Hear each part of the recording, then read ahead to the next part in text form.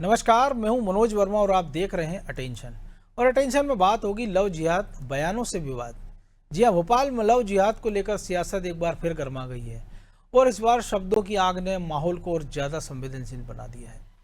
दरअसल बीजेपी सांसद आलोक शर्मा ने चेतावनी देते हुए कहा कि किसी मियाँ में ताकत हो तो अब लव जिहाद करके दिखाए। वो तो ये तक कह गए कि उनका जन्म दाढ़ी टोपी से निपटने के लिए हुआ है। उनके इस बयान ने सियासी गलियारों में हलचल मचा दी है। इधर कांग्रेस विधायक आरिफ मसूद ने कहा कि अपराध को धर्म से जोड़ना गलत है, लेकिन सवाल यह है कि आलोक शर्मा का बयान लव जिहाद के मामले को और कितना गरमाएगा, और क्या लव जिहाद के मामले ने प्रदेश की सियासत को दो ध्रुवों में बांट दिया है। आज चर्चा इन्हीं सवालों के आसपास करेंगे, लेकिन पहले रिपोर्ट देखिए।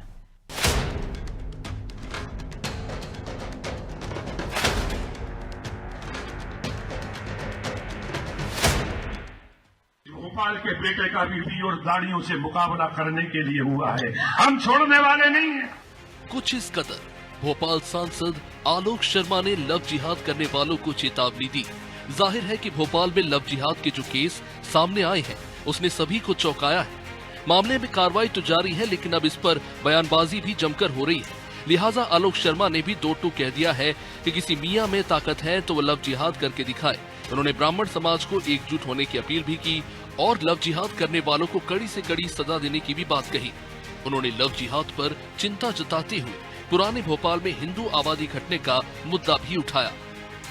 एक लड़की के साथ अगर कोई पकड़ाता है, कोई चाहे रईस मियाँ हो चाहे छोटे मियाँ हो, आप आइए तो मैं एक डाल देता हूँ। जिंदगी के अंदर हिंदू समाज की बेटी का धर्मांतरण करना भूल जाएगा। इस बात का संकल्प हमको लेना चाहिए कि नहीं लेना चाहिए। पुराने भोपाल से हिंदू समाज के लोग पलायन कर रहे हैं, डेमोग्राफी चेंज हो रही है। इस भोपाल के बेटे का भी और दाढ़ियों से मुकाबला करने के लिए हुआ है, हम छोड़ने वाले नहीं हैं। अब जैसे ही आलोक शर्मा का बयान आया तो सियासी गलियारों में हलचल तेज हो गई। लव जिहाद के मामले में कांग्रेस विधायक आरिफ मसूद भी सामने आए और प्रतिक्रिया देते हुए कहा कि बेटी किसी भी समाज की हो, हमारी भी बेटी है। अपराध को धर्म से मत जोड़िए, अपराधी को सजा मिलनी चाहिए। सभी बेटियां हमारी बेटियां हैं। एक तो उसको जाति से निकाल देना चाहिए कि जाति के हिसाब से हम बेटियों का आकलन नहीं कर सकते।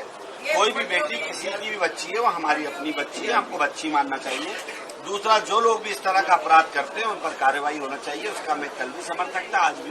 कोई धर्म विशेष पे ये लोग क्यों सोचते हैं? एक धर्म की बच्ची जाए और दूसरे धर्म की बच्ची जाए, किसी एक जाति की जाए और दूसरे की जाए, बच्ची तो बच्ची है ना। और जो अपराध कर रहा है उसको सजा होना चाहिए, सबको उसके साथ खड़ा होना चाहिए। कुल मिलाकर लव जिहाद के इस मामले में अब भोपाल में सियासत दो ध्रुवों पर खड़ी नजर आ रही है।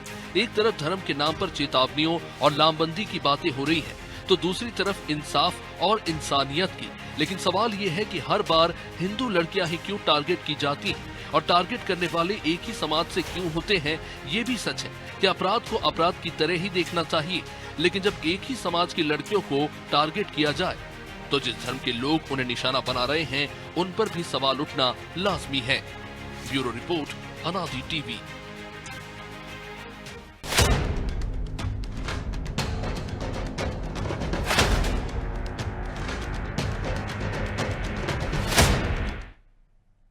तो इसी पर चर्चा करने के लिए हमारे साथ जुड़ गए हैं वरिष्ठ पत्रकार रमेश शर्मा और हमारे सहयोगी प्रभु पटेरिया। तो स्वागत है शर्मा जी आपका अनादि टीवी में। और बेटियां तो साझी विरासत होती हैं या साझी जिम्मेदारी होती हैं, लेकिन अगर उसको हम इस प्रकार से देखें कि जो अपराध हुआ है कि उसको जाति धर्म के नज़रिए से जोड़कर देखा जाए तो वो कितना उचित है, क्योंकि ये तो सबकी सामूहिक जिम्मेदारी है कि लड़कियां कहीं की हो, किसी की हो, उसके साथ किसी भी प्रकार का अपराध ना हो। ये हमारा प्रयास होना चाहिए। ये बिल्कुल आपने ठीक कहा। कम से कम बेटियों के मामले में सारे पूरे के पूरे समाज को, पूरे देश को राजनीति से अलग हट करके, अपनी धार्मिक और जातिगत सीमाएं हैं उससे अलग हट करके बेटियों की रक्षा तो की जानी चाहिए, उनके सम्मान की रक्षा की जानी चाहिए। लेकिन इसके अलावा एक विशेष बात ये जो देखने को मिल रही है, न केवल भोपाल में बल्कि पूरे देश में देखने को मिल रही है, कुछ एक खास वर्ग से लोग आते हैं वो जो नाम बदलते हैं और नाम बदल करके लड़कियों से दोस्ती करते हैं और दोस्ती करके उनके कुछ भी वीडियो बना करके उन पर इस बात के दबाव भी डालते हैं कि वो दूसरी लड़कियों को लेकर के आए। इस तरह की घटनाएं अजमेर में भी मिली हैं, बरेली में मिली है, लखनऊ में मिली है, मेरठ में मिली है। ये लगभग भोपाल में भी लगभग ऐसी घटनाएं मिली हैं। तो इसमें कहीं ना कहीं ये ठीक है कि अपराधियों का कोई धर्म नहीं होता, लेकिन कहीं ना कहीं कोई तार तो ऐसा एक है जो एक लाइन पर बराबर तरीके से काम कर रहा है, और देश के अलग अलग कोनों पर, यानी राजस्थान की आप मानसिकता को देखेंगे और कर्नाटक की मानसिकता को देखेंगे और उत्तर प्रदेश की मानसिकता को देखेंगे या बंगाल की मानसिकता को देखेंगे, तो भाषा की दृष्टि से, जीवन शैली की दृष्टि से बहुत अलगाव है इन सारे क्षेत्रों में। लेकिन इससे एक बात में कि नाम बदल करके दोस्ती करना और उसके बाद फिर उसको धर्मांतरण पर दबाव बनाना, ये घटनाएं, ये अपराध पूरे देश भर में देखने को आ रहे हैं। तो ये कहीं ना कहीं इस पर एक चिंता की बात है और समाज को जागरूक करने की बात है। यहां मेरा एक जरूर कहना है कि ये जो समस्या का समाधान जो है वो माइक पर चेतावनियों से नहीं होगा। इसका समाधान ये जो माइक पर चेतावनियां लोग देते हैं, इसमें कहीं ना कहीं समाज को जागरूक करने की आवश्यकता है, और ये दोनों समाज जागरूक करें। जिनकी बेटियां ये शिकार बन रही हैं वो समाज अपने समाज को जागरूक करे, और जिन पर ये आक्षेप लग रहा है कि उनके समाज के बच्चे नाम बदल करके करते हैं, वहां उनके लोगों को भी आगे आकर के अपने नौजवानों को ऐसा ना करें, ये समझाना चाहिए। जी प्रभु जी, इसको लेके जब देखते हैं कोई फिल्में आती हैं तो बड़ा उसको लेके विवाद उठता है, लेकिन ये जो रियल हम घटनाएं देख रहे हैं, जो शर्मा जी ने कहा कि बयानबाजी कर दी आपने घटना होने के बाद, लेकिन आगे कोई इस प्रकार की घटना ना हो, इसके लिए भी तो उपाय होना चाहिए। अगर आप जनप्रतिनिधि, आप कह रहे हैं हमारा जन्म दाढ़ी टोपी से निपटने के लिए हुआ है, कोई लव जिहाद करके बताया, ये हुआ क्यों, इसकी भी तो जिम्मेदारी तय होना चाहिए। मनोज जी, मैं बहुत पुरानी बात बताता हूँ, आज से 15 साल पुरानी बात होगी। मैं जिला प्रशासन एक बार कलेक्ट्रेट में बैठा हुआ था, एडीएम के पास वहाँ पे तत्कालीन, तो एक व्यक्ति आया, वो धर्म परिवर्तन के लिए बात करने आया था, वो धर्म अनुमति के लिए आया हुआ था। तो उनने जो है यूँ ही बात चली, वो गया, उसके बाद उन्होंने वो रिपोर्ट दिखाई।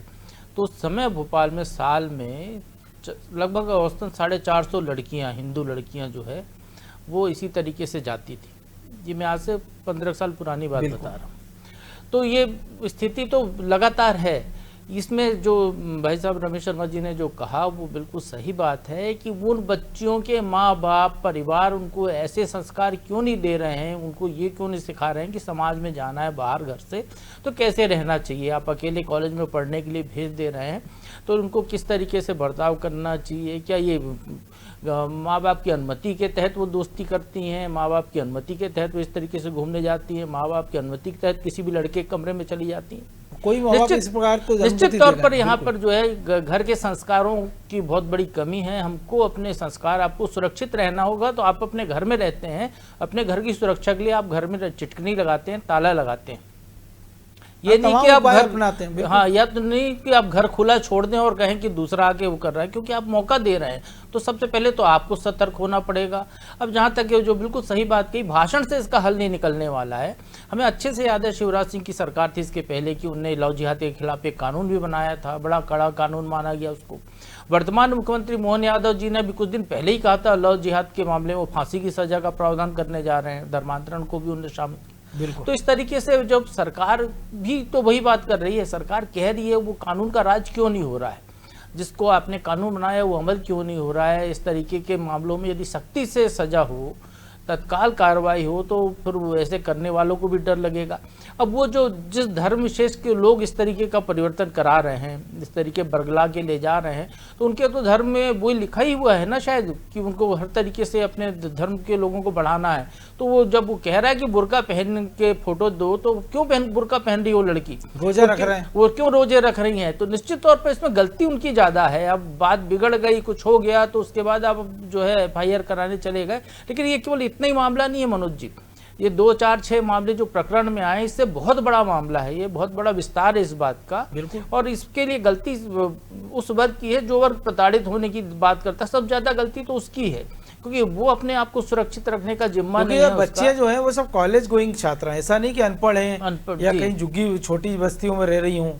और ये जो बातें अखबारों में आ रही हैं, सोशल मीडिया पे आ रही हैं, फिल्में बन रही हैं, आप देख रहे हैं उन चीज़ों को, उसके बावजूद आप उस तरीके से बहकते चले जा रहे हैं, तो निश्चित तौर पर गलती आपकी पहले है, बाद में दूसरे की गलती मानी जानी चाहिए, क्योंकि वो तो खुला खेल है। उनको तो यदि मौका मिल रहा है तो वो कोशिश कर रहे हैं। आप उसमें शामिल होते हैं। परिवार की संलिप्तता है ना कि माँ को पता है, आरोपी की बहन को पता है, तो ये स्थिति से बचना चाहिए। लेकिन ये जरूर है कि जिस तरीके से आलोक शर्मा जी जो सांसद जी का जो बयान आ रहा है, बयान के बजाय काम पे ज़्यादा जोर हो, तो मुझे लगता है वो ज़्यादा बिल्कुल सही कहा शर्मा जी ने, वो काम दिखना चाहिए। पहले आप काम करके बताइए, केवल बयान जारी करने से कुछ नहीं होता है। आपने एक कार्यक्रम में मंच पर भीड़ देखी, बयान दे दिया, उसके बाद भूल गए, कल फिर नया मामला सामने आ जाएगा, तब क्या होगा। आप पुराने भोपाल में हिंदू आबादी घटने की चिंता कर रहे हैं, लेकिन कौन चिंता कर रहा है, कौन जा रहा है? कोई आपके घर पे कब्जा नहीं कर रहा है जबरन आकर, आप अपना मकान बेचकर जा रहे हैं। क्यों? क्योंकि आपके लिए वो घर छोटा पड़ रहा है, आप उन गलियों में ही रहना चाहते जो बहुत पुराने समय के बने हुए हैं। ट्रैफिक जाम आना है, कार ले जाके नहीं रख सकते अपने दरवाजे पर वहां पर, इसलिए आप जो है दूसरी जगह पर अच्छी कॉलोनी में अपने बच्चों को अच्छे संस्कार देने के लिए, अच्छी लोकेलिटी देने के लिए आप वहां पर रहने जा रहे हैं।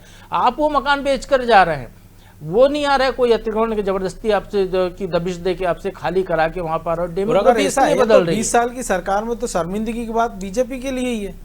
मनोज जी, बहुत सारे बीजेपी के नेता हैं जिनको मैं जानता हूं, जो पुराने भोपाल में रहते थे, वो खुद नए पूरा उस जगह को छोड़कर दूसरी जगह घर बनाकर रहने चले गए। जिस पार्टी के नेता ये बातें कर रहे हैं, तो पहले तो आप अपने आप को वहां पे जोड़ के रखिए ना। आप दूसरों को कहते हैं, ये पर उद्देश कुशल बहुतेरे वाला मामला है कि आप दूसरों को सलाह दें, अपने लिए कोई और रास्ता अख्तियार करें। तो यहाँ पर ये गलतियां हैं आपको। एक बिल्कुल एक राजनीति का मुद्दा की बनाने से कुछ नहीं होगा, ये सामाजिक मुद्दा है, सामाजिक आधार पर इसका निराकरण करना चाहिए। और आरिफ मसूद की बात से यहाँ सहमत है कि आप उसको जो है इस चीज़ को ऐसे नज़रिए से मत देखिए। बेटी गई है तो आप उसको सख्ती से निपटिए, कड़ी सजा दीजिए, तत्काल सजा दीजिए, तो शायद समाधान होगा। आप ये नहीं कि एक मामला सामने आया, पुलिस ने जुलूस निकाल दिया, सड़क पर आप उठक बैठक लगा दी, हो गया मामला शांत, आपकी फोटो वायरल हो गई, पुलिस वाले भी खुश हो गए, सब खुश हो गए, सरकार खुश हो गई, अगले दिन वो शांत हो गया मामला। अब उसमें सजा क्या हो रही है? उसमें कड़े प्रावधान जो आपने कानून बनाया था, वो कानून के हिसाब से आप सख्ती कर रहे हैं कि नहीं कर रहे हैं? आप कह रहे हो फांसी तक की सजा की बात कर रहे हैं, तो क्या उसके लिए आप ऐसा ला रहे हैं कि नहीं ला रहे हैं? तो इस तमाम प्रावधान इसमें आने चाहिए, समाज को भी आना चाहिए, सरकार को भी ऐसे मामलों में आना चाहिए। किसी भी धर्म में यदि ऐसा हो रहा है तो उसको रोकने के प्रबंध सरकार कर सकती है, समाज कर सकता है, ना कि कोई एक मंच पे भाषण देकर इसको रोका जा सकता है। बिल्कुल। तो शर्मा जी, साझी जिम्मेदारी है समाज की भी, सरकार की भी।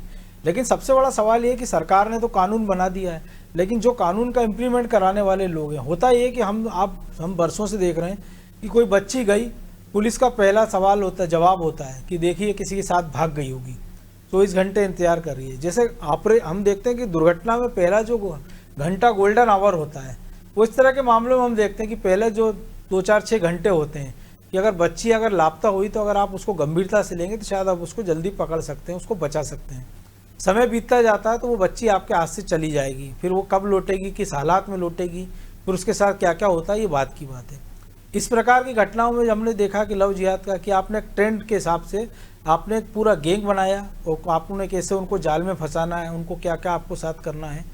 जब पुलिस की बात होती है, आपने जुलूस निकाल दिया, FIR दर्ज कर दी, जेल भेज दिया, लेकिन आप सजा नहीं करा पाते हैं क्योंकि कन्विक्शन रेट मध्य प्रदेश में हम देख रहे हैं 30% से कम हैगा। तो फांसी की सजा की कानून है हमारे यहाँ, 2 दशक हो गए किसी को फांसी की सजा ही नहीं हुई है मध्य प्रदेश में, 150 लोगों को फांसी की सजा सुनाई जा चुकी है। तो जब तक सजाएं होंगी नहीं, नज़ीर नहीं बनेगी समाज के दृष्टि से, कानून की दृष्टि से, तब तक उसका भय, वो कानून किस काम में आएगा?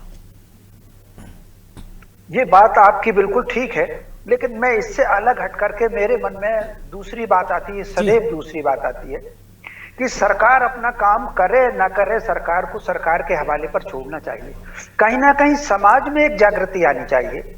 ये जो लव जिहाद के प्रकरण आते हैं, योजना बना करके काम करना, ये पहली बार नहीं हो रहा है। योजना बना करके ये सैकड़ों साल से हो रहा है, बलपूर्वक हो रहा है, लोभ दे करके हो रहा है, दबा करके हो रहा है, उल्टा टांग करके हो रहा है। लेकिन कहीं ना कहीं सनातन समाज की लड़कियों को ले जा करके हरम में डालने की परंपरा सैकड़ों सालों से चल रही है।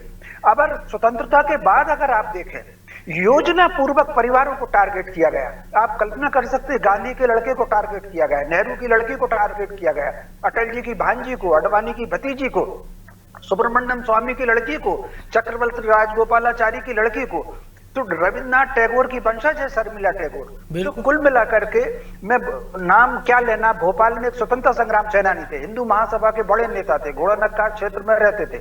वो कई बार शुद्धिकरण कराते थे। लड़की अगर धोखे से चली गई है, उनकी पोती के साथ ऐसा हुआ। तो कुल मिलाकर के योजना पूर्वक काम हुआ। ताजा मामला फिल्म स्टार शत्रुघ्न सिन्हा की बेटी का कह सकते हैं हम। निश्चित रूप से। तो कुल मिलाकर के टारगेट बिल्कुल एक भी आपको परिवार अगर आप देखेंगे, भारत के टॉपेस्ट परिवार, वो किसी से भी जुड़े, राजनीतिक दल से जुड़े हुए हों, आपको वहां पर ऐसी सेंध लगना दिखेगी। आप कल्पना कर सकते हैं 1991 में, कितने वर्ष हो गए 1991 से, 34-35 साल हो गए। तब भोपाल में एक पुस्तिका निकली थी, तब नवाब पटौदी चुनाव लड़ने के लिए आए थे, और कितनी शर्मिलाएं आयशा बनती रहेंगी। पुस्तिका निकली थी, यहाँ पर बकायदा बटी थी वो पुस्तिका, और उसमें करीब 150 ऐसी लड़कियों का नाम विवरण था जो पिछले 10 वर्षों में जिन्होंने धर्मांतरण किया और चली गई। कितने पुराने भोपाल में तो कई ऐसे लोग किस्से भी हैं। अब थोड़ा सा मीडिया जागरूक हो गया तो आने लगे कि लड़की को फंसाया, उसके बच्चे हो गए और छोड़ दिया। वो अपने कहीं धंधा कर रही है, कहीं भीख मांग रही है, कहीं कुछ कर रही है, कहीं कुछ कर रही है, अपने जीवन यापन कर रही है। तो कुल मिलाकर के, और ये पूरे देश में है, कहीं ना कहीं समाज ये जो है, एक समाज में एक जो भीरुता आ गई है, समाज में कहीं ना कहीं भ्रम को लेकर के, प्रगति को मान करके चल रहे हैं, उसको हमको ध्यान में रख करके इसमें समाज की जागरूकता को होने की जरूरत है। यद्यपि वो विषय नहीं है, एक दूसरा उदाहरण मैं आपको देना चाहता हूँ। मुर्शिदाबाद में एक भीड़ आई, 500 परिवार, आप कल्पना कर सकते हैं, 500 परिवार घर छोड़ के चले गए। 2500 वर्षों से भागते चले जा रहे हो, अफगानिस्तान से भागे हो, कंबोडिया से भागे हो, इंडोनेशिया से भागे हो, मंगोलिया से भागे हो। देख लीजिए आप मंगोलिया में कौन सा धर्म था 2500 वर्ष पहले, लेकिन भागते भागते पुराने शहर से भाग रहे हो। समाज में ये बात कब आई कि मुझे अपने स्वत्व के लिए स्थापित रहना, मुझे स्वाभिमान के लिए संघर्ष करना, अपनी लड़कियों को कहीं ना कहीं समझा करके रखना। ये समाज की गिरावट है मनोज जी। भोपाल में यदि 40% मुस्लिम आबादी है और 60% हिंदू आबादी है, और अगर हम खबर पढ़ रहे हैं कि प्रेमी से मिलकर पति की हत्या, पत्नी की हत्या, आपको मुस्लिम समाज के लोगों की खबर कम से कम मिलेगी। तो ये जो गिरावट आ रही है समाज में, तो इस गिरावट के लिए समाज के जागरूक लोगों को माइक से दूर रह करके समाज के भीतर हमको चर्चा करना होगी, बैठ करके बातचीत करना होगी। हमारे बच्चों में जो संस्कारहीनता आ गई, एक उदाहरण अरेरा कॉलोनी का देना चाहता हूँ। अभी मुश्किल से 6 महीने की या साल भर पहले की होगी, आपको याद आ जाएगा जी। एक 6 करोड़ का मकान है E2 या E3 में। लड़का एक अकेला अमेरिका में रहता था, ड्राइवर था, वो मुस्लिम समाज का था। तो कुल मिलाकर के बार बार पिता ने बुलाया, ब्राह्मण समाज का परिवार था, वो बेटा आया ही नहीं, और अंत तो गतबा उसने अंतिम संस्कार किया ड्राइवर ने। वो 6 करोड़ का मकान वो ड्राइवर को लेकर चले गए। बजरंग दल वाले गए, फिर बातचीत हुई, उसने भी वहां से कह दिया वो जिसको दे गए हैं उसको दे। तो कहीं ना कहीं हमारे संस्कारों का जो अभाव आ रहा है समाज में, संस्कार केवल बेटियों के मामले में नहीं है। भोपाल में आप सर्वे कर लीजिए, 17-18 वृद्धाश्रम चल रहे हैं, सारे के सारे आपको सनातनी मिलेंगे वहां पर, सारे वृद्धाश्रम। तो समाज की गिरावट पर समाज के भीतर रहकर के काम करने की आवश्यकता है। मीडिया को भी जागरूक करने की आवश्यकता है। हम व्यक्तिगत रूप से जहां रहते हैं, जिस मोहल्ले में रहते हैं, जहां हम सक्रिय रहते हैं, वहां कम से कम जागरूकता की आवश्यकता है।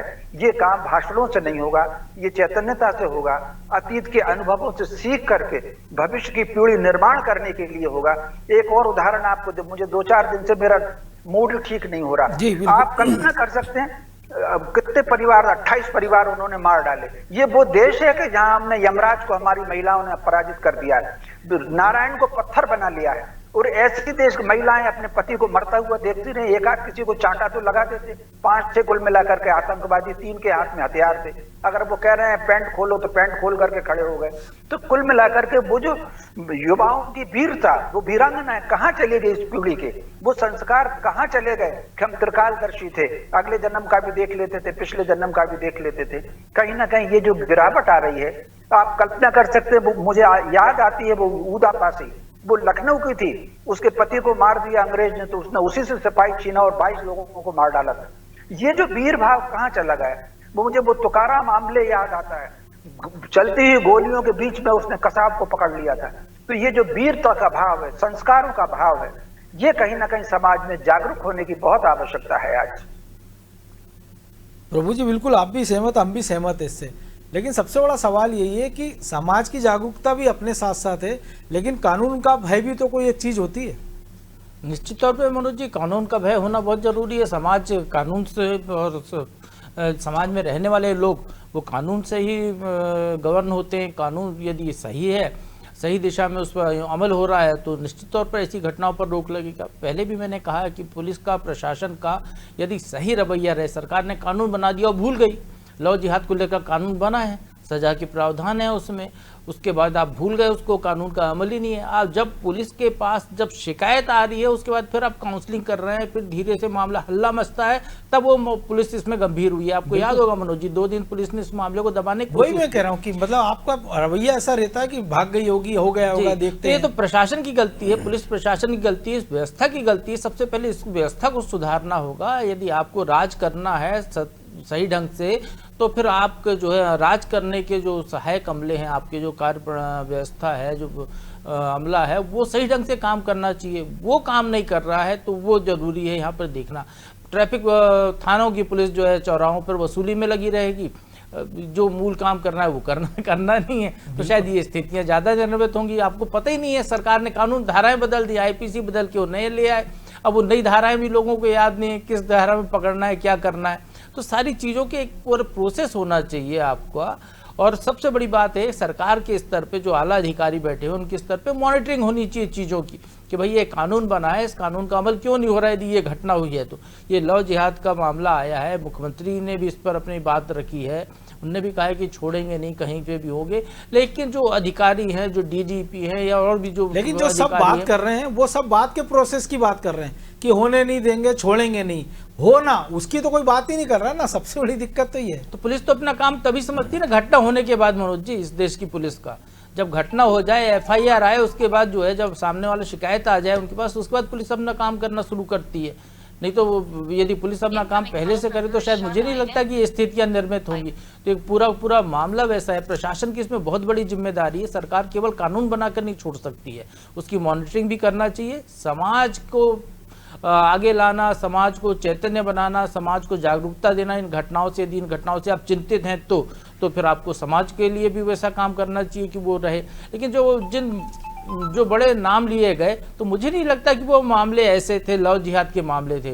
वो शायद हो सकता है कि वो उनके जो प्यार मोहब्बत का मामला रहा हो, सहमति से शादियां हुई हैं वो। लेकिन ऐसे मामले में लोग पोस्टर बॉय बन जाते हैं ना कई बार, कि ये एक उदाहरण है, वो एक उदाहरण है जी। निश्चित तौर पर ज्यादा लिबरल दिखाने के लिए कि देखिए उन्होंने भी ऐसा किया, उन्होंने भी ऐसा किया। निश्चित तौर पर ऐसी घटनाओं का महिमा मंडन नहीं होना चाहिए। यदि होता है तो आप उनको परिवार में अपने बच्चों को समझाइए, उनको समझाने की जरूरत है। और सबसे बड़ा पाठशाला तो घर में माँ बाप ही होते हैं। यदि इस बारे में चिंता कर रहे हैं, हम क्या देख रहे हैं घर में, बच्चों से कैसी बातें कर रहे हैं, हम कैसा सिखा रहे हैं उनको, यदि बाहर पढ़ने भेजा है तो उसकी चिंता कर रहे हैं कि नहीं कर रहे हैं, बराबर देख रहे हैं। अब तो बहुत अच्छे माध्यम हो गए सूचना के, आप रोज मोबाइल पर देख सकते हैं, वीडियो कॉल देख सकते हैं, करके देख सकते हैं कहाँ पोजीशन है आपकी, कहाँ है बच्चे, आप कहाँ लोकेशन है जी। तो अब वो स्थिति नहीं है, लेकिन उसके बावजूद यदि आप ऐसी घटनाएं बढ़ रही हैं तो निश्चित तौर पर इसके लिए जिम्मेदार सबसे पहला उनका परिवार है। तो निश्चित तौर पर सामूहिक जिम्मेदारी है और हर एक की अपनी जिम्मेदारी है, कोई एक जिम्मेदारी को दूसरे पर टाल नहीं सकता है। बहरहाल वक्त इतना ही था, वो धन्यवाद शर्मा जी। तो बेटियां तो साझी विरासत होती है, लेकिन अगर लव जिहाद की आड़ में और तमाम तरीके हथकंडों के साथ अगर उन्हें अपराध के गर्त में धकेला जा रहा है, उनके साथ जिस प्रकार के कृत्य हो रहे हैं उसकी जितनी निंदा की जाए कम है। लेकिन केवल भाषणबाजी और निंदा से काम नहीं चलेगा। सरकार को अपना कानून पक्ष देखना पड़ेगा, कानून को अपना काम करना पड़ेगा और समाज को अपनी जिम्मेदारी निभानी पड़ेगी। और सबसे बड़ी बात है कि जो परिवार है, जिनके यहाँ बच्चियाँ हैं, उनको भी इसके बारे में सचेत रहना होगा। अटेंशन में आज इतना ही, मुझे दीजिए इजाज़त और आप देखते रहिए अनादि TV। नमस्कार।